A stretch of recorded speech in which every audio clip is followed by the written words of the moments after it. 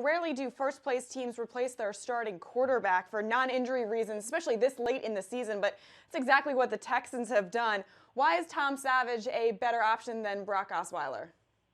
Well, there is a compactness and efficiency and a quickness to everything that Savage has done. Now, it's early, and we'll see how things look once teams get more film on him, which might take until next year. But against Jacksonville, it was like someone took the Texans' offense off the shelf and just dusted it off and washed it and put it back. It was crisp, it was shining, and it comes down to the efficiency that you play with. Savage was clearer in his reads.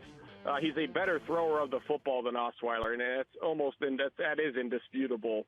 And so they're going to stick with Tom Savage, and it'll be interesting to see how the offense clicks from there because it looked and functioned the way it was supposed to with him.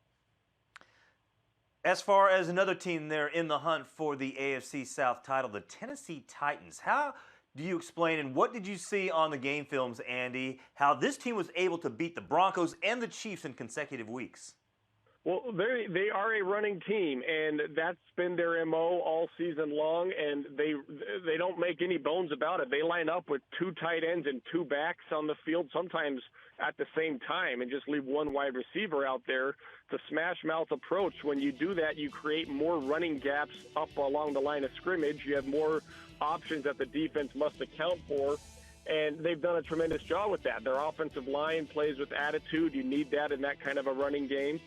But then, guys, what's really interesting about them is when they do throw, and it's been this way more early in the season. As they've gone on, they've kind of married their concepts a little more. But when they throw, they look like a totally different offense. It's like they go 3 or 4 wide receivers. They use totally different formations.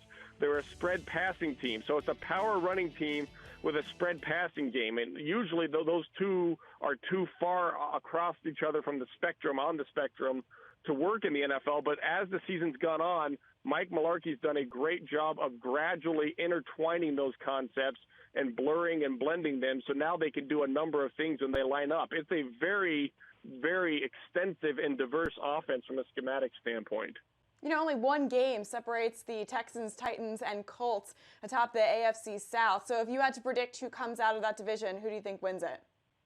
I think Houston has had the better defense of those three teams all season long, and I'm intrigued by how the offense looks now with the change at quarterback. So and they've been the team at the front of the race for most of the year. I would still go with Houston. Tennessee, that's not a sure thing though. Any number of those teams, there's not a great team in there, and there's not an awful team in there.